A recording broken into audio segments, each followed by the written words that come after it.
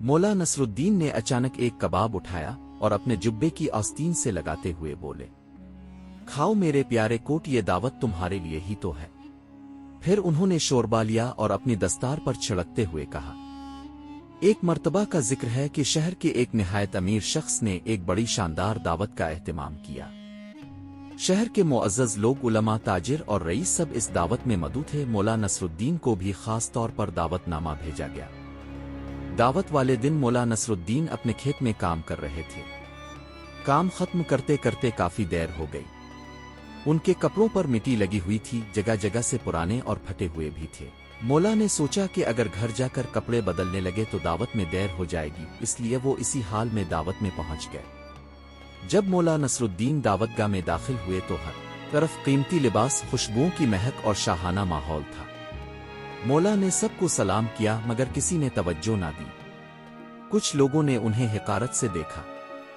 جب وہ کھانے کی طرف بڑھے تو میزبان نے ان کی حالت دیکھ کر انہیں نظر انداز کر دیا۔ کسی نے بیٹھنے کی جگہ نہ دی اور خادم بھی انہیں چھوڑ کر امیروں کی خدمت میں لگے رہے۔ مولا نصرالدین یہ سب دیکھ کر دل ہی دل میں بہت دکھی ہوئے۔ انہوں نے خاموشی سے وہاں سے واپس جانے کا فیصلہ کیا۔ مولا فوراً اپنے گھر گئے۔ انہوں نے نہا دھو کر اپنے بہترین کپڑے پہنے، ایک قیمتی جبہ زیب تن کیا، خوبصورت دستار باندھی اور عمدہ عطر لگایا۔ اب ان کی شکل کسی رئیس شہزادے جیسی لگ رہی تھی۔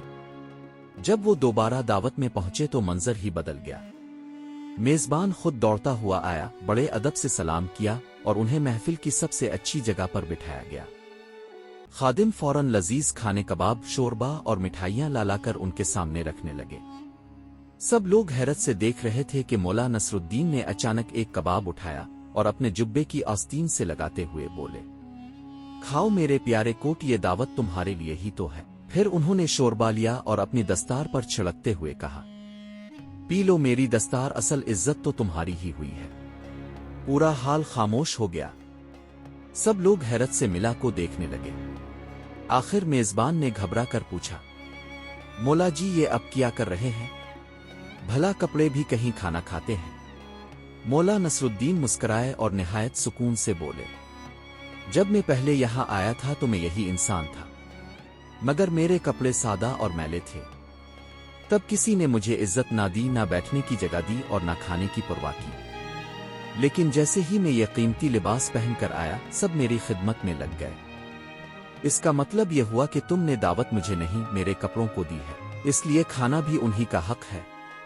یہ سن کر میزبان اور تمام امیر لوگ شرمندہ ہو گئے۔ انہیں اپنی غلطی کا احساس ہو گیا کہ وہ انسان کی عزت اس کے کردار سے نہیں بلکہ اس کے لباس اور دولت سے کر رہے تھے۔ انسان کی اصل عزت اس کے اخلاق اور کردار سے ہونی چاہیے، نہ کہ اس کے کپڑوں اور دولت سے۔ دنیا اکثر ظاہری دکھاوے سے متاثر ہو جاتی ہے۔ عقل مند انسان وہ ہے جو لوگوں کو خوبصورت انداز میں ان کی غلطی کا احساس دلا دے۔ کہانی اچھی لگے تو سبسکرائب ضرور کریں اور آپ ہمیں بتائیں کہ اگلی کہانی کون سی ہو۔ جب تک کے لیے اللہ نگہبان۔